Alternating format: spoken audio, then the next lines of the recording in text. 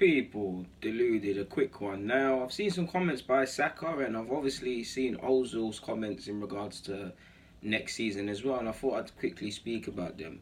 Quickly talking about our young player Saka, you see him going from strength to strength. Any challenge he gets, whether it was as a schoolboy playing 18s, when he eventually, apologies for the helicopter, when he eventually got a look in the 23s, season and becoming the main player. First team, he's taking his chances. He's still a young man. He still shows that he's a 17-year-old footballer, turning 18. Why has that got to be it?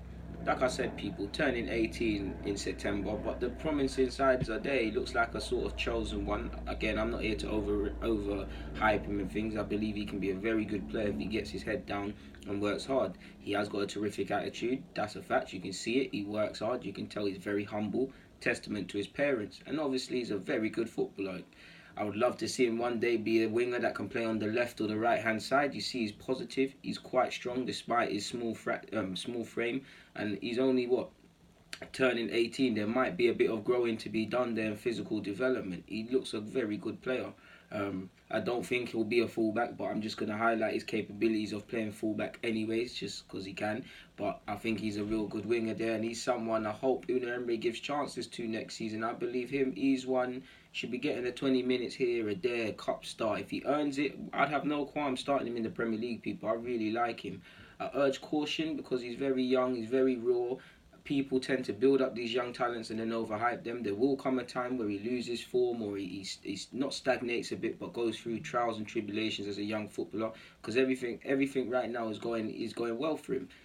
He's a hard-working individual, like I said, so he reaps what he sows. But there will come a time where, in every footballer's life, where you've got to deal with the manager keeping you in or out of the team, maybe out of position. You're not getting in when you believe you should be. There will come tests.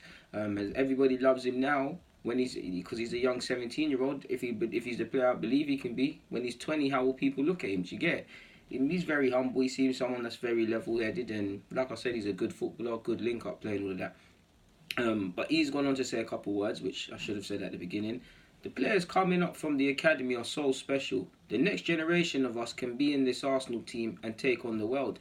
That's what I like to hear from him. He's young, maybe a tiny bit naive even, as we all are, and still am, because I'm only 24, but still am, but a bit naive, but full of confidence, promising, believes he can make it here. That's what you want to hear, because you do hear with a lot of young footballers at many clubs now, and especially at Arsenal, question marks as to whether they can make it here for one reason or another, sometimes bordering on bewildering from the club's part. They're leaving the club. Saka, obviously, when you've got the Sakas, you've got the Hudson-Odois, you've got the Amichis, you've got all these sort of talents. They're always linked with moves away from the club if they're not getting chances. He's contracted until 2021. My guess in September, he'll probably sign an extended deal, better terms, because when you turn 18, I believe they can offer you better terms in terms of the length of your deal. So yeah, my guess is by the end of the year, I believe Saka will probably sign a new contract, in my humble opinion. But it's nice to see he believes he can make it here, because these young English players, if they don't think they can, they're not. They're keeping it moving for the fans' sake at least, not for the club necessarily, but for the fans. It's nice that we keep a promising young player who's full of confidence. Hopefully gets minutes. He's gone on to say, Freddie helps Unai know who we are, tells him our strengths and weaknesses, and comes to us individually and tells us what we need to do from Unai, sorry. Unai does not have to speak to us directly. Freddie comes to us and apologies for spitting there. Freddie comes to us and tells us what we need to do. It makes the transition from the academy to first team smoother. That's what I say. It's a very smart move by Emery and the club, because, like I said, there was question marks as to whether people believe they could make it at this club or not. People, Ljungberg done his thing at the 23s. The players that are still there and on the cusp of the first team, they know who he is. They know that, and they can have confidence from Saka and Oli Inca in that getting chances. They can have sort of confidence that if they keep working hard, they might get a look in. Or if Emery's not looking directly, he's got eyes in and around feeding him things back to him. The only trouble I have with that is just to play devil's advocate. Obviously, he's sort of his right hand man. You report to me, and I know Emery's been at some 18s games and he has been at them. But there's been a couple of games he hasn't been, and there's also the risk of opinions. Now, as much as I believe in Ljungberg and things like that, think about it logically, people. Ljungberg's allowed his opinions, and we're humans. We may make mistakes.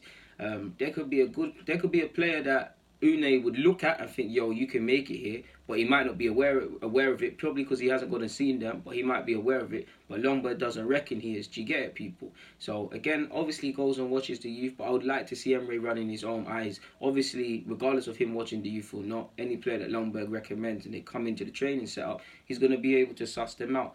And it's good that they have a good connection with obviously Ljungberg being promoted, but it's good that they have a level of trust because he's not disappointed him so far.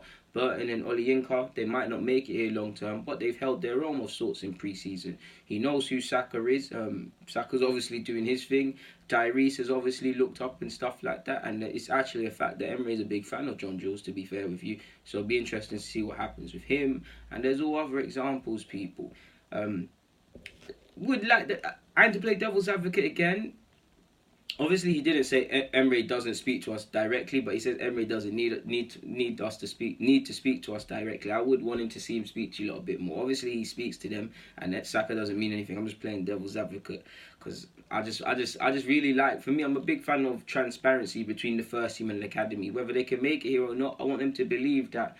Yeah, you will know, for instance, if you step into the dressing room, Lacazette, Aubameyang, they're quality players and I've got a long way to go and we're not on the same stature, but it's almost a transparent thing, like we're all not necessarily under 16s eating with the first team, for example, people, but everybody's eating together, everybody's doing the same things, which does happen at the club. So that's what you want to hear. Obviously, that's very smart as well because Emery, obviously, it's good delegation from Emery as well because, again, as much as you want him to develop players and stuff, he's got to develop young players. He's got to think about the game on a Sunday or Saturday, think about his formations and stuff. He's got to fix the many problems with the first team. He's got to deal with a lot of pressure. So if someone can take the weight off his shoulders of sorts and Emery can say, yo, I like Saka, but could you get him to make this run, this and that, or could you spend 5 minutes and do this with him? That's good because that's an extra 5 minutes that Emery might get with someone else or with that might need his help more with the group. Obviously, you like to see players going off individually and it helps with a personal touch, but you've got to think about your time. Obviously, they're training all week, they have a lot of time to do things, but 5 minutes somewhere else, you never know the benefits of that. And things like that. He obviously went on to speak about Ljungberg being with him from under 15s, and he said, I worked with him in the under 15s. It's been a long journey, but I feel like we both deserve it. We've both worked hard, and I think Freddie is a really good manager. He gives us a lot of advice and has a lot of experience to teach us. That's what I like to see from Ljungberg, man. That's someone that's obviously he's clearly a coach, wants to go down the coaching route. Mertesacker's a coach as well, but his is more academy based. Ljungberg clearly has more aspirations to be around the first team, of if not first team, have the balance of first team and young players and stuff. It'll be interesting to see what happens with Ljungberg if he becomes Arsenal manager or whatever. But it's nice to see he's very much a disciple of Wenger in that he's good with the young players taking a shine to him, and it's very interesting that he said, I think we both deserve it. So it's good that it's almost hard work is rubbing off infectiously on the players, because obviously Ljungberg isn't sprinting and doing all the technical drills, and that obviously means Ljungberg's worked well from retiring under 15s, went and got experience at Wolfsburg, did things with the older academy group, went with the 23s last season, and he's done his thing.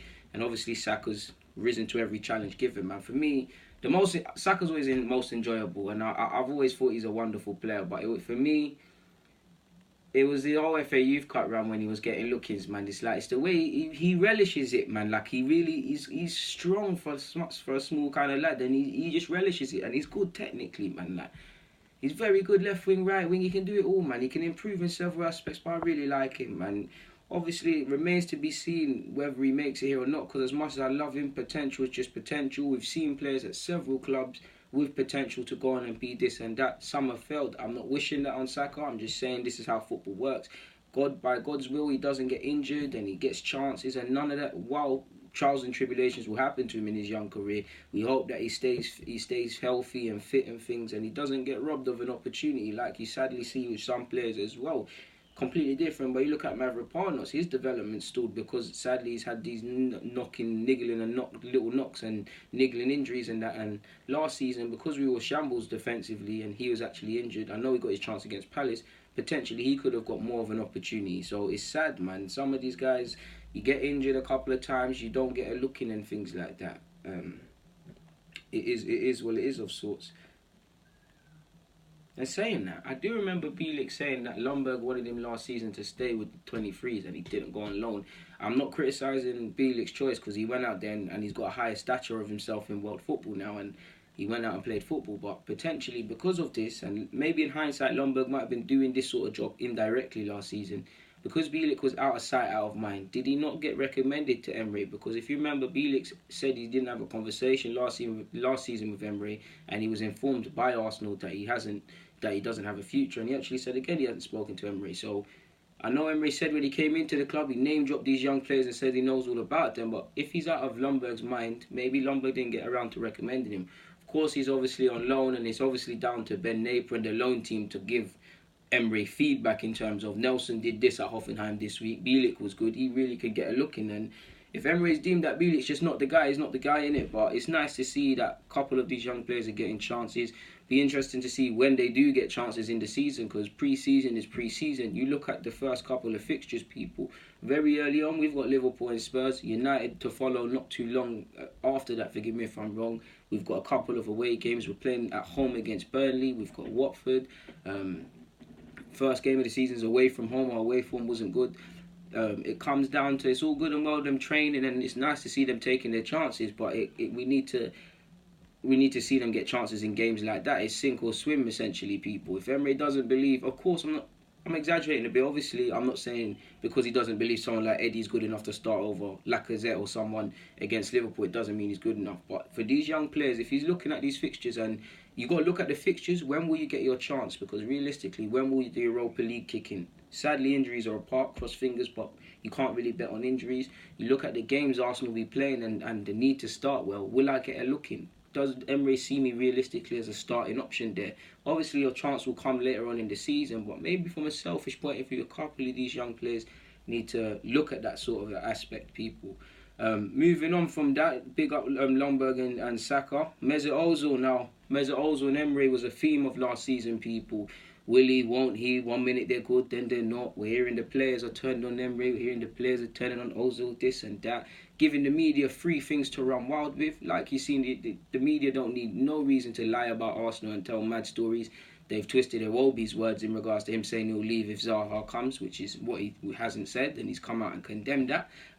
So Arsenal, because of where we are as a club, we're giving stories to the media anyways. They see a little bit of work and they're going to run away with it. And they made a big song and dance of Emery and Ozil. And it must have had an effect on Ozil and Emery and the players, people, because they don't live in a bubble. Of course, they know the truth. Emery and Ozil might have had a good decision, good sort of relation. We'll just never know, which obviously they weren't the case. Clearly, they were at loggerheads. But it's got to have had an effect on the players indirectly, people. It's like being in a work. It's like being in an office, people. Indirectly, it's human nature to choose sides and go in places and react to these sort of things. So it's bound to have had some sort of impact on the team. I'm not saying because these were moving mad, we didn't get results, we were poor, but you get the point. Ozil said, I've had a lot of coaches in my career, so of course every coach is different and wants something different from you as a player. I've had a few injuries before the start of last season, so of course I've had a tough time. But especially at the end of the season, I played a lot of games. We have a really good relationship with the coach, so we're speaking a lot, and he wants to help me, and I want to help the team. So is this a thing where they might have been beefing, but they're going to put it to the side and say, do you know what, we both, Ozil, you want to stay here, I'll give you chances. Emery, cool, this is what you want, let's do this, it's the new season, let's bury the hatchet, you work hard, you get chances. If it's that, then cool. To a degree, we did hear, obviously they weren't beefing when Emery came in, but we did hear Emery and Ozil, they had a good relationship and all of these things. To a degree, Ozil and Emery have to say these things. They can't say how they honestly feel, because it would actually affect us before the season started. But I would love to see it, because I think we've got to move away from using Ozil all the time, but he's definitely got some qualities. If he's going to be here, we've got to use him. We've all made our opinions up on Ozil. I'm not here to say if he's good or bad at this point, but we might as well use him if he's going to be here and no one wants to buy him in his contract. He might as well be used or be part of the squad in some capacity. It would be nonsense not to. I'm sure if you want Arsenal to do well, you can remove your opinions on Mustafi, on Mesut Ozil, on Xhaka, on Iwobi, on Bellerin. I'm just trying to think of players that polarise opinions at Arsenal, people. You would change your opinions on them. But moving on, he said, what we spoke about, I can't say. I can't tell you because if I say something now to you, in the future, he doesn't want to speak to me again. So I have to take care of that. Of course, he just wants to help me. I know that because he has a lot of experience. We are speaking a lot and he wants to help me. And as I said before, I know what I can do on the pitch. I want to help the team and I think it will be going well this season for me and the team. Preseason optimism, nicely seen from Ozil. Obviously, that little segment in regards to what we spoke about, I can't say. He might get angry. He's more or less said out he might get annoyed. So he's clearly respecting it. Keep quiet. Obviously, Ozil's private circle and the players know, but as far as us fans, we'll never know. For me, it sounds like a burying the hatchet sort of thing. And like we've cleared the air. They've probably had the, and Emery did say he spoke to him in this early on in pre-season. They probably had cleared the air. Ozil, Emery, no holds bar. You say what you want, I'll say what I want. Maybe they've bended more to each other. That sounds so wrong. They've understood how each other work. People, that was going to be a madness. But they've bended to each other's way of thinking, more or less. People in that. Ozil, he's one of them players you probably got to put an arm around. Emery might be trying to do all of that, or if not, delegating someone to do that. You get it? Ozil might say, okay, this guy Wenger, I've got to do this and that, or I've got to be this and that. So yeah, it's good to see people. It's really good to see. Cracking on from that, just a bit on what Emery said. We had big challenges last season, collectively as a club and individually as a player. Meza is the same. I spoke with him last week at the beginning of pre-season and wanted to get his best performance. The way to achieve that is daily commitment. He's working very well and I'm very positive about his commitment. He has a high commitment. He's one of the captains of the team, with Saka and Monreal. I'm looking forward to seeing the best of Ozil this season. Now, people, if we read between the lines, he said commitment 3 times there. I'm not saying Ozil wasn't committed. I'm not saying he was committed. But he said committed 3 times. Now, again, it's hard to see what a guy means when I haven't heard what he said. And obviously the language barrier. I'm not saying Emery means anything, people. But he said commitment 3 times. Now, what does that mean? If he's saying committed to the club, committed to the regime. We all know there's speculation in regards to back injuries, colds, and all of these things. Ozil missing these sort of games and injuries and stuff. Does he feel he's not putting his body on the line for the team? Does he feel he's not giving as much as he possibly could? That's not for me. That's for them too. But I'm reading between the lines, people. I'm speculating. Commitment. Is that saying he's showing this commitment level to my way of thinking, and I'm going to positively reinforce that to the public, and obviously reiterating on top of bygones being bygones, his improved commitment levels, praising him in the media for his commitment levels, reiterating the fact that he's one of our captains and he's got a level of importance. On top of that, obviously the pre-season optimism. It is good. Obviously, it's all fun and dandy. The season hasn't started. I want to see this sort of thing, or everyone on the same page when we go against Liverpool, Spurs, United, who is very early on. Burnley and Watford won't make it easy for us. I've got a funny feeling, people. I don't want to be negative, but I've got a funny feeling Villa will take points off us this season. It just feels like our bogey team of sorts is back, man. I just don't remember, the statistics never probably back it up, but I definitely felt of recent, especially when we went to the Emirates. Villa was a bit of a, I don't know, I've never felt the same way playing Villa after what was, I swear we drew 1-1 on the first game of this season against them one year. I've never felt the same after. We drew 1-1 some season. I've never felt the same after that personally, people, but obviously it's nice to see, man, it's nice to see Saka and all these young players are getting a chance and they feel they can make it here. Not all will make it here, some will feel they can't, but if 1 or 2 can make it at this club, for all top 6 clubs, all Premier League teams in this day and age, it's a blessing. Nice to see Ozil and Emery bury the hatchet. It remains to see, in fact, I was meant to make one last point, how Ozil will be used last season, because are they burying the hatchet and Ozil are going to concede that you're declining as a footballer, can finish out your contract. You're going to play, but you're going to finish out your contract here. Because if you look at it, people, I've written it down quickly. If we look at the cam position, I'm not saying these men will be used there, but if I'm Emery and I'm considering where everyone can play, the first option I'll say, because people forget, I don't think Nelson will be a 10 long term, but he can play that 10 role, people, as well as both flanks. So there's Nelson. Provided he's not loaned out or there's no injuries and stuff, and obviously him and Nelson have inexperience going against them, but Emil Smith-Rowe, who can be an 8 and a 10, be interesting to see what the club is planning to do with Joe Willock and obviously Emil. So that's 2 options. It will be primarily played on the left-hand side, but he can obviously play in that 10 position, and that's where, or attacking mid, better yet, and that's where he's kind of excelled for Nigeria. So that's 3. Mkhitaryan's played either flanks, and I'm sure there was a game he played wing back. But Mkhitaryan, he could play in that role. So that's what, 4 options, people. If you factor in allegedly Daniel Ceballos' loan spell, and a big part of him, the reason he's coming here is to play first team football, people. That's another option. So that's 5. So including Mesut Ozil, that's 6 options already for that 10 sort of position. Assuming we're going to do that, people. Obviously, that's against the backdrop of our what I call not necessarily 10s. They can all play in midfield. These lot can all play in midfield, but they're our Maverick players. But if we look at central midfield now, because if we don't play with that, obviously you've got to remember only 11 players can play, people. And all that's going to matter is how many games everyone's played at the end of the season. Young players, rotation players, players that want to leave to get it, people.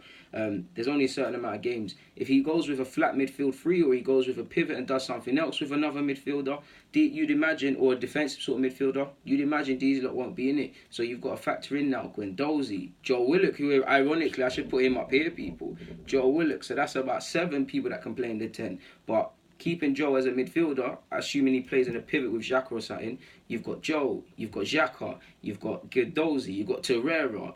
On paper, you have El Nene, he's been linked with West Ham. Come on, West Ham, do us a favour. You bought Wilshere, sadly. Well, you took Wilshere, sadly. You took Perez, which we needed. Come, man. El Nene, you stay in London. That's a good move, man. Listen, it's a mad thing. You can still link the man them after training and that, but there's that. So there's only a certain amount of games that can be played. Now there's also the scope of playing Ozil deeper in midfield of sorts and letting him do that stuff, run play from there. And maybe as he gets older, there's to consider that. It will be possibly as well. Mkhitaryan by the same logic. Ceballos can obviously play in a midfield 3 or technically in a pivot as well as the 10. But I would have thought a big reason Ceballos is coming here is for that sort of free role. So I've listed 7 players for the 10 position already, or the attacking sort of mid people. And then obviously it's actually going to be interesting for our young players as well, because on the flanks, assuming Zaha comes, but you're going to have Zaha, you're going to have Zaha, you're going to have Nelson, you're going to have Iwobi, you're going to have Mkhitaryan, technically Martinelli, you're going to have Saka, and you might have Amici. Not everyone's going to play and stuff like that, but it's going to get techie. Mkhitaryan and Ozil actually technically both played on the flanks last season at a point. Emery placed them there, so you can't rule that out. So I'm going left right now, but with the young players, it's fun and games getting time in pre-season, and obviously if you wait and you have patience, you'll get chances. But if you kind of do the maths, look at all the numbers and all the positions, look at all the games played in the season, because that will give you optimism. But look at the games you're playing and when you're playing them. For instance, Arsenal have to get off to a good start. The Europa League, when it does come in, like Europa League, that's what, 6 games, people? Forgive me if I'm wrong. My maths might be poor. We have to play every. My maths is poor, but we've got to play every team twice. So there's games to be had in the Europa League's group stages. But do you want to wait until that happens? Obviously, you have to be patient and whatnot. And these guys are still on the cusp of the first team and earning their place in it and that. But yeah, it'll be interesting to see what some of these players do. Obviously, they're not all going to be in the lineup straight away. Like, realistically, as much as I want it, I would love Saka to start first game of the season, but Saka probably isn't going to do that. Martinelli the same, they might be on the bench. Nelson, it won't be Mkhitaryan, assuming Zaha / another winger comes in, which Emery said he wants a winger, they're going to come and add to the mix. Obviously, Iwobi can play there as well, so it's good depth, it's good squad problems, but eventually Emery's going to have to look at it and say, okay, cool, away from pre-season, from now till May, who can I believe on this side, or who do I feel can positively help me moving forward, people? It's going to be an interesting one, and it's going to be interesting to see. But on that note, I don't think I've got anything more to say or add. So, people, DG, thank you for watching. I'm out.